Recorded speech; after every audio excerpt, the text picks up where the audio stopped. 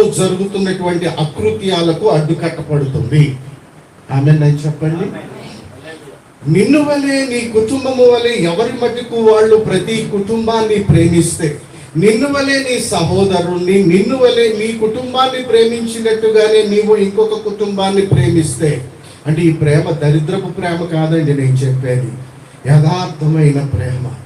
దరిద్ర ప్రేమలు ఉన్నాయి లోకంలో, ఆ దరిద్ర ప్రేమలు నేను మాట్లాడలేదు. దేవుడు మనకి ఇచ్చిన ప్రేమను బట్టి మన కుటుంబాన్ని మనం ఎలా ప్రేమిస్తున్నామో అదే ప్రేమతో ఇతరుల కుటుంబాన్ని, మన పొరుగు కుటుంబాలను ప్రేమిస్తున్నప్పుడు, ఉదాహరణ ఏంటంటే, మనము మంచిగా ఒక మంచి కూర వండుకున్నాము, చక్కని ఆహారాన్ని వండుకున్నాము, మనం తింటున్నాం, పక్కవాడు తిన్నాడా లేదా అనేటువంటిది ఒకసారి మనం చూడాలి.